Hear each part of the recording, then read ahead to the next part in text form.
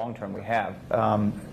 You know, we're going to try to take a couple questions, but future, you guys feeling pretty good about where things are going with the industry, and you know, you've all won some awards and had some accolades.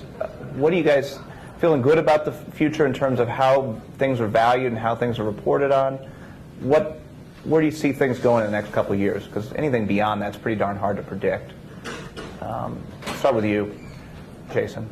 Yeah, I'm encouraged. I think, you know, often in life you don't know where you are in a situation until you've hit rock bottom. And I think the recession, the issues we went through back 3 or 4 years ago. I'm talking to Mr. Germain down in Florida, a very, very smart dealer. He said, I never realized how much I didn't know about my own business until these last few months. The expenditures that were going out, the you know, $2,500 on helium balloons. Not that there's anything wrong with that; it's part of the business. But he said, He said, I thought I knew my business so well, and I never knew how little I knew about my own company. I think we've been humbled. I think we've learned a lot from that. I think their dealers are now, as in that same case, Mr. May said, I'm looking for help. I'm looking for people to come to me and with you know, new ideas and new suggestions and new ways of doing business. We have to change. And I was encouraged by that, and I see that a lot working with dealers. And you know, I thought, you know, the last thing that was going to go over well was selling data to dealers. That's going to be that's a challenge, right? And we don't want to do that. We want to sell solutions that are data driven. Much to Cassie's point, we are starting to work with CRMs are starting to see this, that the dealers don't need more data. They need more actionable tools that are data driven. And so we prefer to work with the vendors who supply these tools, integrate that data into the CRM, let the CRM trigger market that person when we see them show up in the market 6 months from now, or when we know they're competitively shopping. All that should be things that dealers shouldn't have to worry about, but the vendors should work together to make that happen.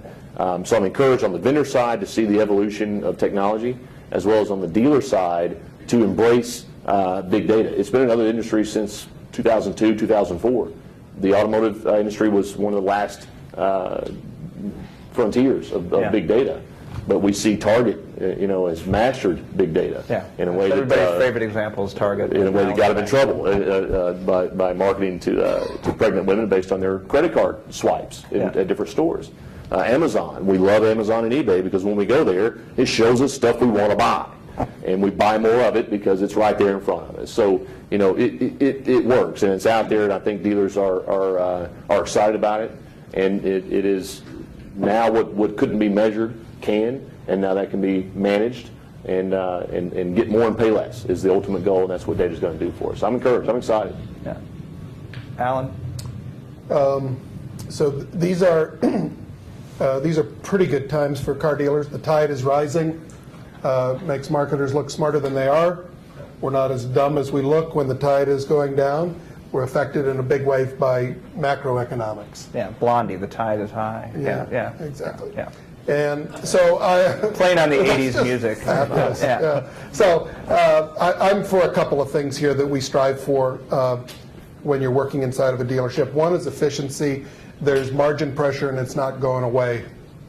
It is harder and harder to make a profit. So I'm a cost center. Marketing is a cost center. So how do I do it for less? How do I become more efficient? How do I be smarter? Reminds me of one thing, you know, using all these marketplaces. How many VDPs do I really need to sell a car? Should I buy from all of them? Yeah. You know, so how do I get to be efficient? The other thing is simplicity. It's one of the things we work on really hard on our website. If you go to our website, it's kind of boring. It doesn't have much that twirls. It doesn't have any starbursts or stuff like that. We like to simplify things. And that's how I like my marketing life too. So of all of those metrics, where are the levers I can pull? I only have two hands. I can pull a couple levers at once. Mm-hmm.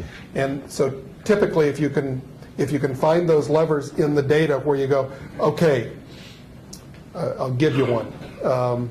Let's figure out how to train smart, young, friendly people how to make appointments on the telephone.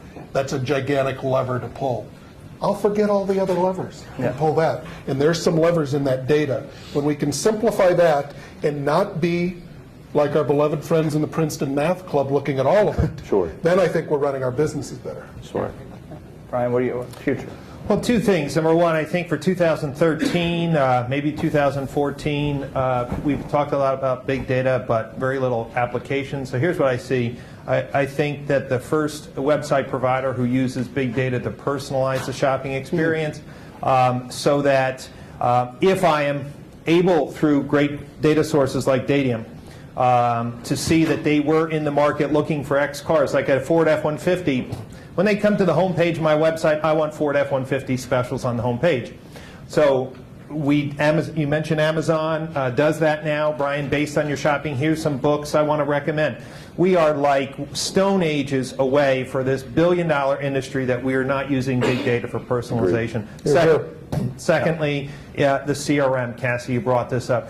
This is such critical and rich information. If I'd be looking for CRM providers that are pulling this in. So if I know that customer A was looking at a Tahoe and a Ford F-150, I'm going to prompt them. Are you looking at any other vehicles? I'm going to use that data to really craft a better response or a better message. So look customization, message customization. That's right. And lastly, for those of you who are dealers here, that's the third point now. You said you had two, now you have three. Yeah, well, because I used lastly, I didn't use the point. Dealers say, I only know what I know. And I really want those of you who may feel like this conversation of big data is a little overwhelming or mobile, but the dealers who are just really admitting, I only know what I know, like you mentioned about the gentleman, Mr. Germain, don't be afraid of what you don't know. Really bring in the people that can help look at your business, look at your data, consolidate it into simple levers. So, but you have to do something. You can't leave this conference with all of these conversations of big data and saying, well, I'm not a numbers person, or I didn't grow up with it, or the business has moved too much. Bring in the people like the Math Club kids. The companies that are using Dadium to provide simple levers. I'm seeing it 100% of the time. Dealers are entrepreneurs. The knobs have changed. But give them a set of knobs that they can turn and understand, and their entrepreneurial instincts will take over. They can master decisions based on big data if you make it digestible, like Cassie said. Bring it into the tools that they use, and every dealer in this room has to say, there's a lot I don't know, but I'm not going to leave it at that. I'm going to bring in the experts to help me create the new dashboard to run my business. Yeah, agree 100%. And interesting enough, dynamically generated content, DGC, I would look for that probably any DA of this year. Yeah. Yeah. Those websites are coming, as are the banner advertisement ability to target a banner, not only the placement and where it shows up, but the message within the banner to a consumer's behavior. If they're in the market for 90 days and they've competitively shopped you, that banner might read $2,000 incentive. If they're early in the market, it might be free gas card with a test drive. So that technology is there. There are companies we're working with now. I would look for dynamically generated content websites, hopefully at NADA this year. It's exciting. Yeah. That's the evolution of that's where it needs to go. Yeah, a lot of change, but in the end, I think it's exciting stuff, and the math geeks are excited. And if we can, I think, make it actionable, we're going to be in good shape. There's an old saying that the geeks will inherit the earth. Yeah. Yeah. Was that the right word? Yes, Yeah, absolutely. yeah, something like that.